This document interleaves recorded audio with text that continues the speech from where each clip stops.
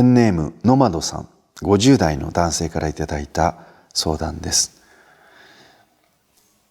自分は自分なりに一生懸命生きてきたつもりですが、心の病にかかり、働けず、数年前には弟も逝去しました。四苦八苦と言いますが、仏教では運不運をどう捉えるのですか？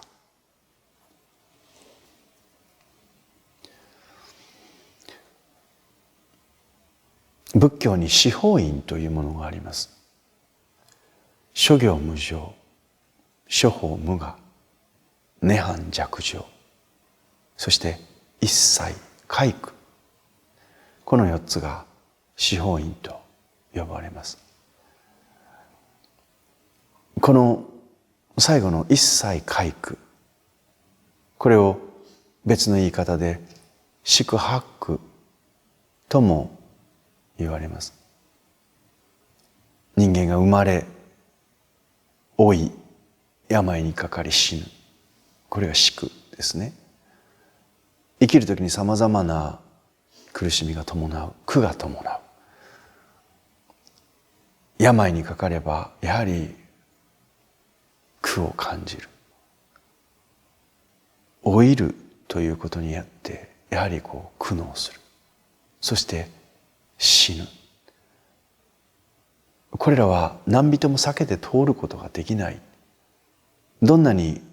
さまざまな方法を使って先送りをすることができたとしても、でも最後は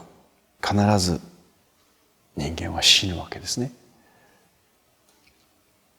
野間田さんがおっしゃる四苦八苦というのは、今言ったこの生老病死ということ、そして生きているうちに派生してくるさまざまな会いたくない人に会わなければいけないとか、会いたい人に会えないとか、自分が求めているものが手に入らないとか、さまざまな苦しみがある。でこれらを四苦八苦というわけですけども、これは仏教は大前提として、そもそも私たちの人生というのは苦に満ちている。そこからスタートするんです。喜びが大きければ、その後にそれを失った時に返ってくる悲しみは倍大きくなる。大恋愛をしたら、その後の大失恋はもうこれは人生をもう見失ってしまうぐらい大きな痛手となる。苦というのは、いいことだけでなくて、悪いことだけでなくて、その心が喜びの方向に触れるのも、心が悲しみの方向に触れるのも、これを両方ともドゥッカ、苦というんです。ですから仏教の苦というのは、私たちの心の在り方、ありようをそのまま言った真理なんです。さて、野間田さんの質問の運ということに関して、運命ということに関して、私の見解は、この命には2つある。一つは宿命というもの、そして運命というもの。宿命は変えられないんですよ。自分がどこの国のどんな仕事をしている、どんな両親のどんな家に兄弟の何番目で生まれてくるか、例えばね、それは宿命です。宿という字は屋根の下に人が100人って書きますね。この自分が生まれた環境、生まれた境遇、これは自分では選択ができないんですね。人間がおぎゃーと生まれた時に何一つ自分で選択をすることができないですよね。これを宿命と言います。一方で運命というのは、この生まれた命をどのように運んでいくのかっていうのが運命です。で、これは他人の運命は左右できないけれども、自分の運命は自分で作っていくことができる。仏教は全ては神様が決めたことという運命論ではなく、真悔い、いつも言っているように、私たちが心に何を思い、そして私たちが口に何を話し、そして私たちが体に何を行動していくのかっていう、この3つの組み合わせによって日々作り出しているところの業、これが人生なんです。ということは、私たちの運命は誰が運んでいるのか、誰がこの命を運んでいるのか、紛れもなく自分なんです。他人の運命は左右することはなかなかできないけれども、自分の運命は自分の真悔いの三業が作っていくわけですね。ノマドさんが今回の相談の中で挙げている2つの自分に起きたこと、心の病にかかり働けず、これはノマドさんの心の在り方、言葉の在り方、そして自分の行い、この3つの組み合わせの中で、ご本人としたら一生懸命生きてきたつもりでしょうけれども、どこかでやはりそこにですね、人間の心身を健全たらしめる状態が作れなかったという点において、どこかに何かしらの望ましくない間違いが無意識のうちに、知らず知らずのうちに含まれてたっていうことなんです。弟さんが亡くなったっていうのは、これはもう宿命ですよね。私もずっと3歳の時に教本を持たされ、5歳の時に初めてお経法事とかお葬式デビューをして以来、本当にたくさんの方々の最後を僧侶として送らせていただきました。で、最近本当に思うんですけれども、人間のこの最後の寿命っていうものは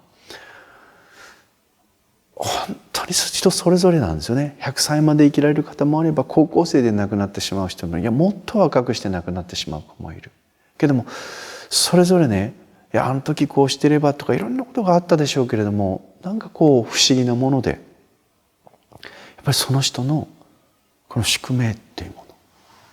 これはね、後でどんなにああだこうだって言っていろんな見解をつけてみたところで、やはりそういったものは私たちの心の計らいをもう大きく超えているものですよね。やっぱり人の死というのはね。ですから弟さんが亡くなった。で、これに関しては私に起きた不幸なことじゃなくて、それはいつの時点で亡くなるかわからないんです。それが早かれ遅かれみんなに訪れる当たり前のことであって、これはノマドさんがどういう心持ちであろうが、弟さんに起きた死というのはね、それはコントロールできることではない。さて、野本さんの問題は、この宿命と運命というものを一緒になって一緒にして考えてしまっていること。けれども今私が話したように、この宿命というものと運命というのは分けて考えられた方がいい。仏教は全てを宿命として、自分が一切何も、私がどう動こうが、どう考えようが、どう行動しようが、何を思おうが、世の中は一切変わらないという態度ではない。世の中は何か変えられることは少ないかもしれないけども、自分自身が変わるということはできる。そして自分自身が自分の運命を自分で何らかの形でそこに作用することができる。真悔いの三業によってという非常に大きな可能性でもあるんです。ですからこの宿命と運命は対立するものではなくて、この宿命、運命、これが両方とも絶妙なバランスで作用しながら私たちの命はあるっていうことで、このことを受け入れた上で、私には一切の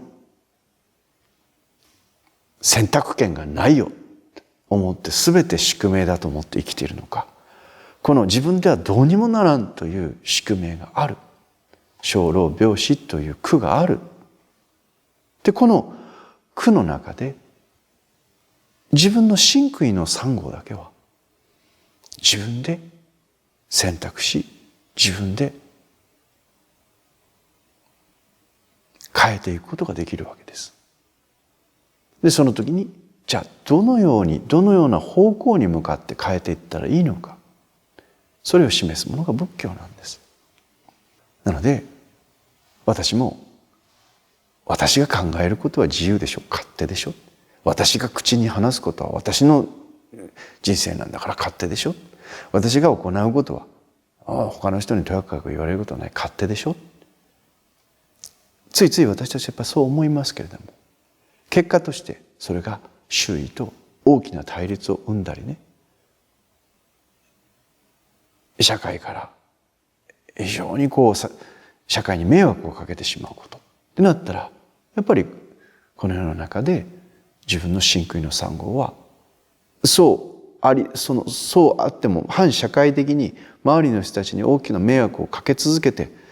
それでも私はいいんだと思っていれば、いつか私は消されてしまうわけですよね。社会からのけ者にされてしまいます。ですから私たちはこの世の中でこの宿命という絶対に自分がもうどうのこうので変えられないというこの枠組みの中にあって、でもこの運命は自分の真悔の3号によって変えていくことができる。でまたこの真悔の3号というものがある形でぴったりとこの社会の枠組みの宿命ということと関わったときに、この宿命すらもどこかで動かしていくというようなことが不思議が起きたりもするんです。ですから本当にこの人間というのは面白いな、人生というのは、悲観することもできるし可能性の塊と見ることもできるなということを最近私も常々感じます。たった一人の真悔の3号の変革から大きく世の中が動くっていうことだってありますよね。ですから本当にね、そういった意味でノマドさんに私がどうしたらいいんでしょうか、運不運というのをどう考えたらいいんでしょうかって言った時に、宿命と運命、これを分けて考えるということによってね、私たちの人生の中で起きること、これは宿命という私たちが思う、私たちがこう願うというだけでは変えられないという宿けれども、一方でその変えられないという苦、一方で変えられるというものも同時に存在しているんだと。そして本当に不思議なことに、この自分の真悔が変わっていくことによって、今まで自分が見ていた世の中が全く違って見える。同じ空間を同じ青い空の下の下、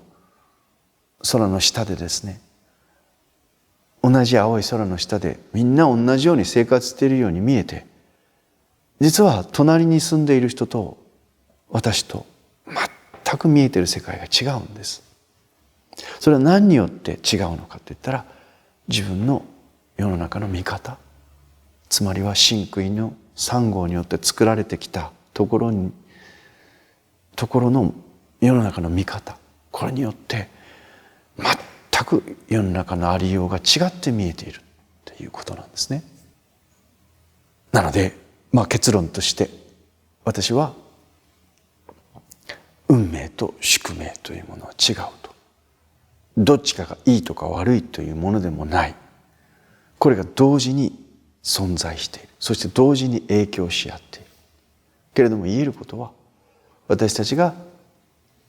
運命としてそこに気づき、そこに意図して自分の真悔の産業をですね、見つめ直していったら、宿命は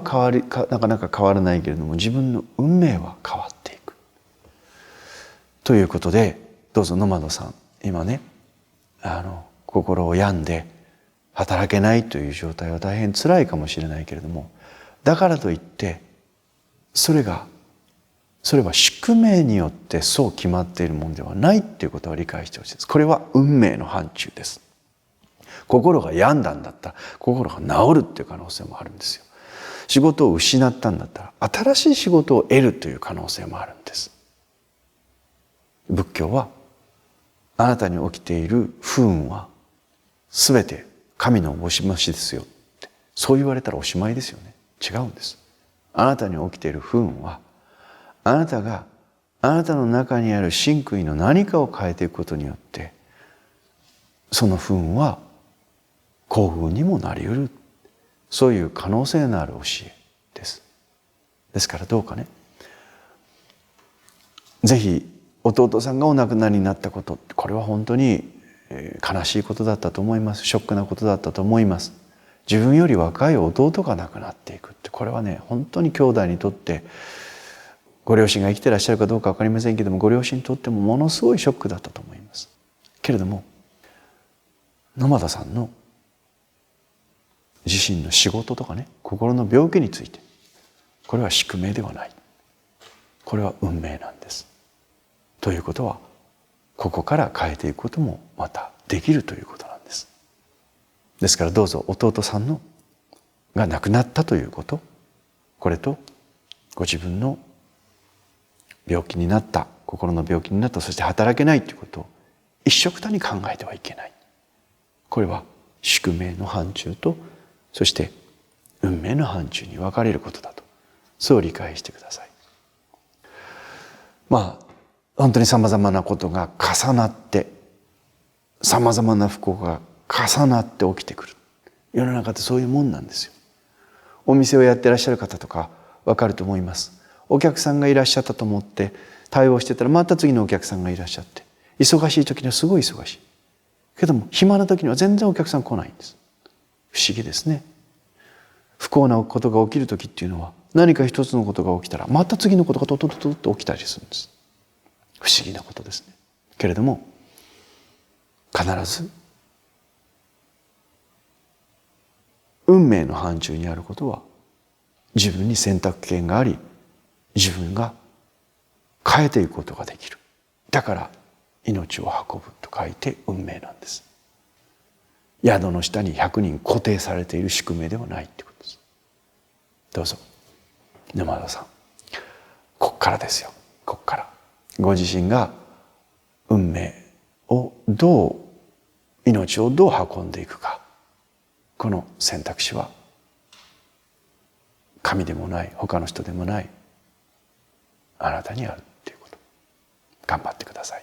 応援しています。